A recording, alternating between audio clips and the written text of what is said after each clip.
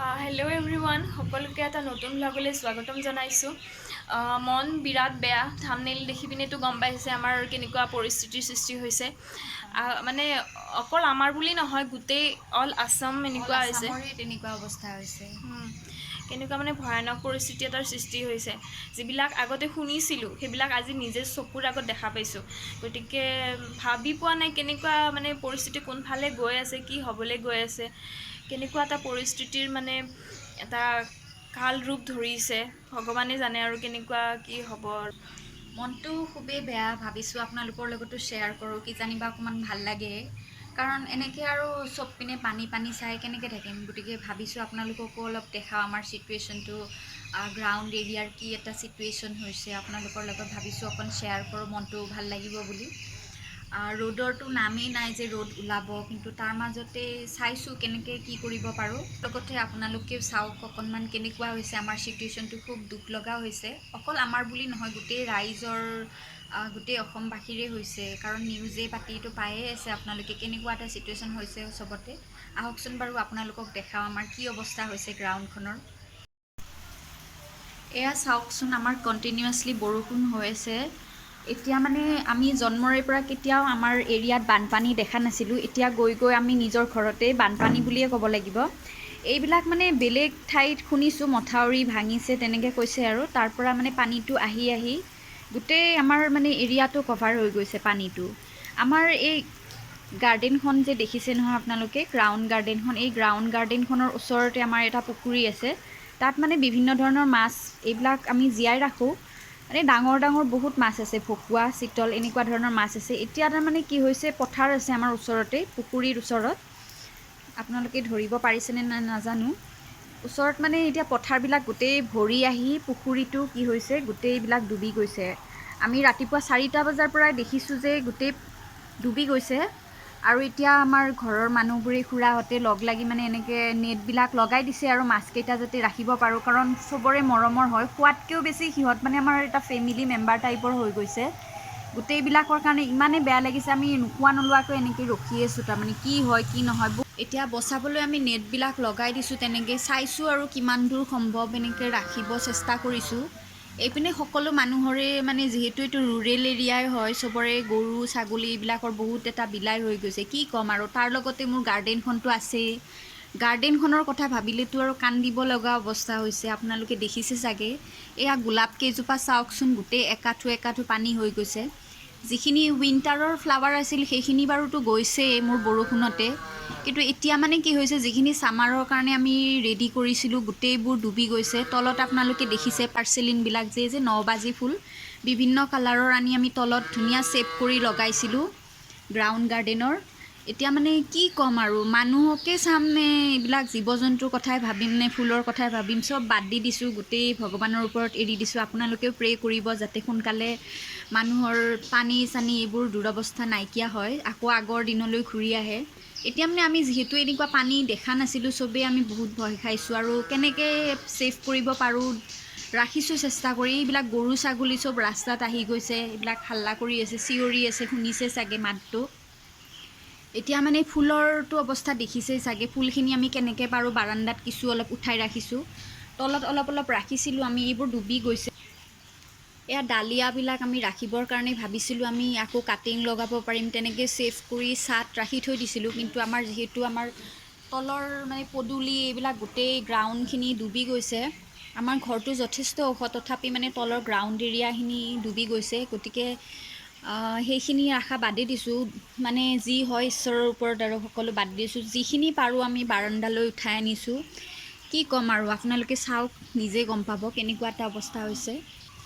এয়া এইবিলাক summer plant হয়, এইবোৰ ব্লিডিং হাৰ্ট দেখিছে, এনেকৈ আমি যিখিনি পাৰোঁ আনি ৰাখিছোঁ। এইবিলাক স্পাইডাৰ প্লেণ্টবিলাক গোটেই তিতি গৈছে। এয়া আমাৰ হিবিস্কাছ আছিলে য়েল্লো, বহুত মানে জোপোকা লাগি আছে, এতিয়া ইমান দুৰৱস্থা হৈ গৈছে। এয়া হাইড্ৰেঞ্জিয়া ফুলি এপাহ আছিলে, এপাহ কিবাকৈ বাচি আছিলে, ইয়াকো কাটিব লাগিব। একো সময় পোৱা নাই, নিজৰ কথা ভাবিম নে ফুলৰ কথাই, বহুত মানে বেয়া লগা হৈছে অৱস্থাটো। এইবাৰ হিবিস্কাছ গোটেই তিতি বেয়া হৈ গৈছে। এইবোৰ এল'ভেৰা গোটেই মানে এইবোৰ ছেডেড প্লাণ্ট হয়। এয়া ইনডোৰ প্লাণ্টখিনি কিবাকৈ এনেকৈ বাৰাণ্ডাতে বচাই ৰাখিছোঁ। এয়া এৰিকা পাম, এয়া এল'ভেৰা, এইটো লাকি বেম্বু, তাৰপিছত এয়া অৰেলিয়া পাম হয়। এইটোতো দেখিছে জাৰেনিয়ামটো কিবাকৈ ছেভ কৰিবলৈ থৈ দিছোঁ, নাজানো কি হয় এইবোৰ ডায়েনথাছবিলাক। এইবিলাকতো দেখিছে মষ্ট্ৰ'জবিলাক, এয়া 9 বাজি ফুলটো যে পাৰ্চেলিনটো, বিভিন্ন হেৰি আমি আগতে লগাইছিলোঁ সেইবোৰ। এয়া কালাৰৰ, এইটো ৰ'দ নোহোৱাকৈ কিবাকৈ যেনতেন ফুলি আছে, কাৰণ ইহঁতকতো ৰ'দৰ খুব প্ৰয়োজন। এয়া ৰ'দ নাই কাৰণে এয়া অৱস্থা হৈছে। হেঙিঙত আমি লগাবই নোৱাৰিলোঁ যিহেতু এনেকুৱা হৈ গ'ল, পানীত ডুবি গ'ল গোটেই। এতিয়া এয়া গাজেনিয়া আছিলে যে, কিবাকৈ এইবোৰ আছে, এইখিনি কি হয় এতিয়া নাজানোগৈ আৰু। এইখিনি কিবাকৈ বাচি আছে, এতিয়া ইহঁতক কেনেকৈ আমাৰ মাজত ৰাখিব পাৰোঁ নেক্সট ইয়াৰৰ কাৰণে সেইটো চাই আছোঁ। এয়া দেখিছে এইডাল ৰজনীগন্ধাটো কিবাকৈ ওপৰত উঠাই থৈ দিছোঁ আনি, যিহেতু ফুলিব লৈছে এইবোৰ ষ্টিক। এইটো ষ্টিক নতুনকৈ আহিছে, এয়া ষ্টিকটো ওলাইছে নতুনকৈ। আৰু এইডাল আগতে ফুলিছিলে কেইদিনমান আগত, ফুলি এইখিনি তলৰ ফুলখিনি গৈছে, সৰি গৈছে। এইখিনি ওপৰতে এইখিনি আছেগৈ এতিয়া, খুব ধুনীয়া গোন্ধ ওলাই থাকে, তাৰ কাৰণে যেন তেন ৰাখি থৈ দিছোঁ আমি। কিবাকৈ বাৰাণ্ডাত ৰাখি থৈছোঁ, কম স্পেচ তথাপি মানে আৰু পাৰাখিনি ৰাখিছোঁ এনেকৈ। আৰু যিখিনি পাৰোঁ ইনডোৰবিলাকতো চব ৰুমৰ ভিতৰত লৈ গৈছোঁ, আমাৰ লগতে আছে এতিয়া, সিহঁত ঘৰৰ ভিতৰত ৰাখি থৈ দিছোঁ গোটেইখিনি। আৰু খুব সুন্দৰ গোন্ধ হয় এইটো, ৰাখি থৈ দিছোঁ ৰজনীগন্ধাটো।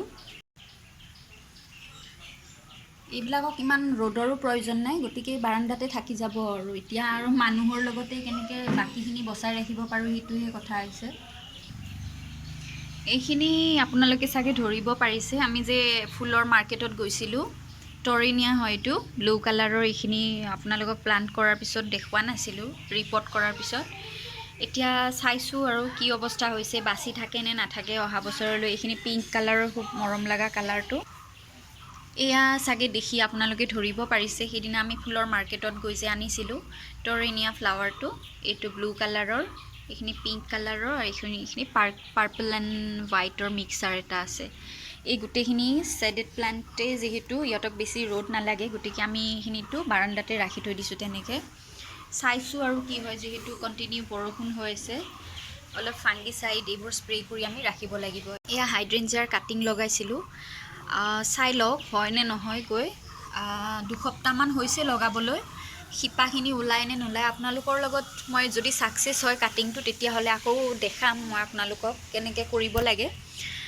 এতিয়া বাৰু এনেকৈ মই ৰাখি থৈ দিছোঁ, কাৰণ পানী হৈ গৈছে চব তলৰ পৰা। মই ইয়াতে আনি বাৰাণ্ডাতে ৰাখি থৈ দিছোঁ।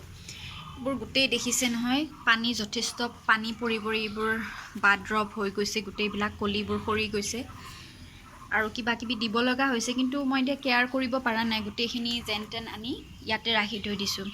এইজোপা লোকেল গোলাপ আমি লগাইছিলোঁ, ৰেড কালাৰৰ। এইটো বহুত পানী হৈ থকাৰ কাৰণে ওপৰত উঠাই থৈ দিছোঁ, ফুলি আছিলে গোটেইখিনি। এইডালো এডাল কাটিং লগাইছিলোঁ, আৰু এইটো পিংক ৰ'জেছ হয়, লোকেল ভেৰাইটি।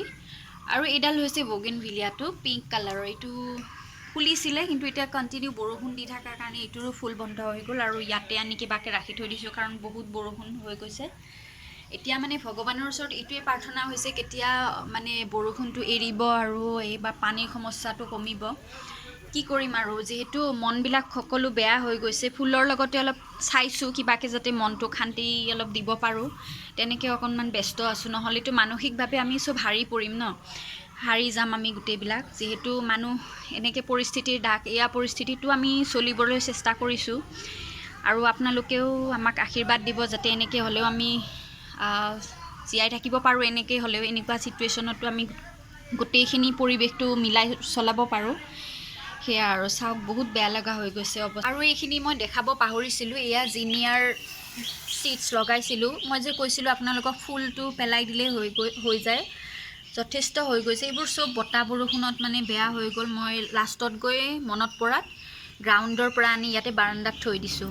চবেই চিঞৰি আছে, ইমান উপায় নাই, কিন্তু কি কৰিম, মই দুখ লাগি যায় এইবোৰ, মোৰ দেখিয়ে বেয়া লাগিছে। এতিয়া কেনেকৈ ৰাখিব পাৰোঁ চাইছোঁ, আৰু আপোনালোকৰ লগত শ্বেয়াৰ কৰিম যদি ভালে কুশলে থাকোঁ। আৰু আপোনালোকেও ভালে কুশলে থাকক, কাৰণ ছিটুৱেশ্যন বহুত বেয়া হৈ গৈছে। বন্ধু বান্ধৱীসকল, আপোনালোকে দেখিলে নহয় আমাৰ পৰিস্থিতিটো কেনেকুৱা হৈছে। আৰু মানে ভগৱানৰ ওচৰত প্ৰাৰ্থনা কৰিছোঁ, যাতে এইবিলাক পৰিস্থিতি সোনকালে খাম কাটে, গোটেই অসমবাসীৰে আকৌ ভালৰ দিনলৈ আহে ঘূৰি, কাৰণ দুখ লগা হৈছে অৱস্থাটো। সোনকালে সকলো ভাল হওক, আপোনালোকেও ভালে থাকিব।